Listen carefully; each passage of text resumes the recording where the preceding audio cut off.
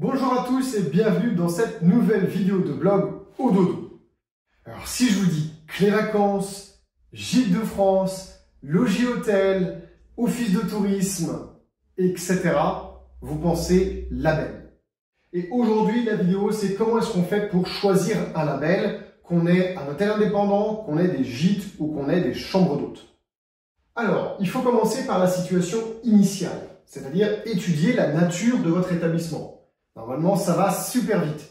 Soit vous êtes chambre d'hôte, soit vous êtes chambre d'hôte et gîte, soit vous êtes juste gîte, peut-être que vous êtes meublé de tourisme ou vous êtes hôtelier indépendant. Donc, du fait de la nature de votre établissement, vous allez pouvoir éliminer d'office plein de labels qui ne vous correspondent pas. Donc, commencez par ça. Ensuite, ce que beaucoup de gens oublient, c'est le positionnement. Et ça, il faut vraiment le mettre en vert. C'est super important. Votre positionnement, c'est qui vous êtes. Vous, en tant que dirigeant, et après, vous projetez ça sur votre établissement. Qu'est-ce que vous faites? Est-ce que vous êtes un appart-hôtel pour le business? Et dans ce cas, un label Charme et Tradition ne servira à rien? Ou est-ce qu'au contraire, vous êtes un château rénové en hôtel indépendant dans le Val-de-Loire? Auquel cas, le positionnement va énormément influer le type de label que vous allez choisir. Donc réfléchissez bien à votre positionnement. Et le troisième critère qui en découle directement, c'est votre stratégie commerciale. De votre positionnement découle votre stratégie commerciale. Qui voulez-vous attirer? Quel type de client? Quelle niche? Et quand par rapport aux différentes saisons? Et comment? Quels sont les moyens de communication que vous allez utiliser pour ça? Et à quel tarif? Quelle est votre stratégie tarifaire? Ce qui rejoint notre positionnement en termes de tarifs. Donc sans rentrer trop dans le détail aujourd'hui, c'est les trois premières choses de la situation initiale qu'il faut débroussailler et mettre sur le papier. Et une fois que ça c'est bien clair, alors vous pouvez réellement passer aux éléments de choix. Alors le premier élément de choix, il est évident, avant de vous embarquer avec un label, il faut réfléchir à votre budget. Et il faut réfléchir à votre budget en amont de vous renseigner. C'est-à-dire que on ne regarde pas tous les labels qui existent et leurs différents coûts et on établit son budget. Non. On regarde sa stratégie commerciale et puis l'exploitation de son établissement. Et on regarde, ok, quel est le budget qu'on veut y dédier? Est-ce qu'on veut y dédier 5% de nos efforts en communication? Est-ce qu'on veut y dédier 10, 20%? À vous de le définir d'abord. Et une fois que vous avez défini votre budget, vous allez aller voir quels sont les investissements. Qu'est-ce que ça vous demande? Pardon, généralement, ça va être avec un S d'ailleurs parce qu'il y en aura plusieurs. Sauf si vous ne choisissez qu'un seul label. Donc, commencez par définir votre budget et un petit peu comme si vous alliez acheter un truc qui vous tient à cœur. Ne commencez pas par vous renseigner sur les prix et les coûts. Commencez par définir votre propre budget. La raison pour laquelle il faut faire ça, c'est que ça va vous éviter des dérapages budgétaires non prévus si jamais vous tombez vraiment amoureux d'un label et en fait vous n'avez pas les moyens. En tout cas, peut-être pas maintenant. Donc commencez bien par le budget. Ensuite, il y a un truc qui est super important. Je l'ai mis en troisième position, mais en fait, il devrait être en deuxième position. Le ROI, ça viendra après. C'est votre objectif. Est-ce que l'objectif d'appartenir à un label, c'est d'avoir plus de réservations? Si c'est le cas, il faut étudier ce label pour savoir si c'est ce que ça va vous apporter. Parce qu'il y a deux autres types d'objectifs que les labels peuvent vous apporter. C'est des labels pour la défiscalisation et les labels aussi pour la subvention, pour obtenir des subventions.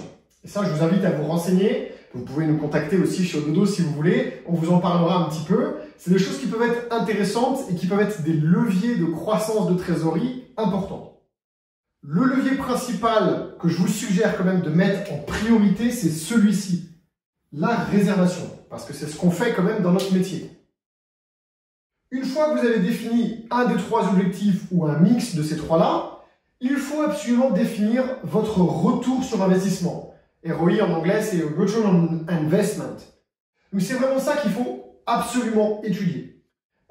Et comment est-ce qu'il faut l'étudier? Eh bien, il faut se renseigner. Alors, le retour sur investissement doit être positif.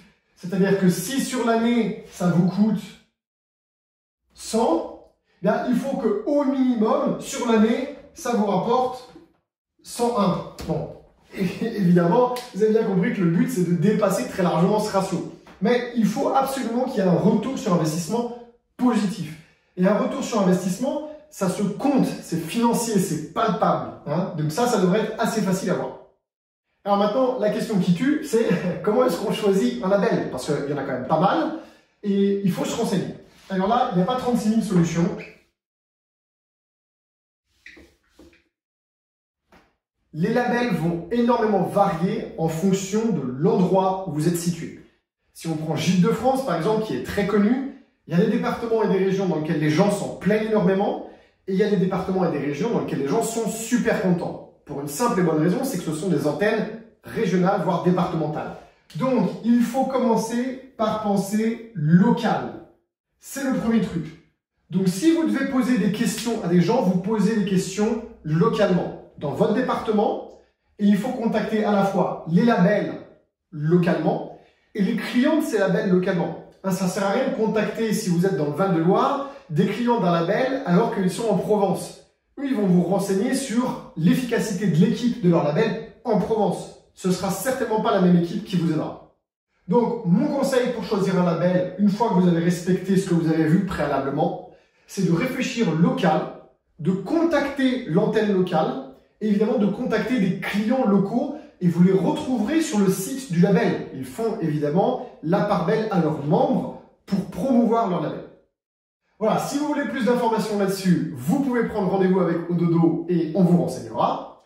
Comme d'habitude, si vous voulez faire un audit complet de votre commercialisation avec nous, vous prenez rendez-vous sur notre site internet. Je vais vous le remettre en bas de la vidéo, ododo.io, tout en bas, tout en haut à droite, pardon, pas en bas. Il y a un gros bouton orange, prenez rendez-vous, vous cliquez dessus, et puis ça vous permettra de choisir une date et une heure dans notre calendrier en ligne pour parler avec un de nos coachs.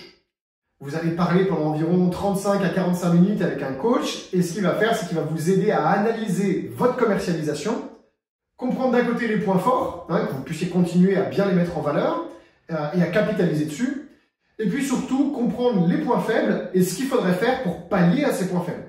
Peut-être que vous allez vous rendre compte avec le coach que votre site internet, il y a des choses qui ne vont pas, ou votre stratégie tarifaire.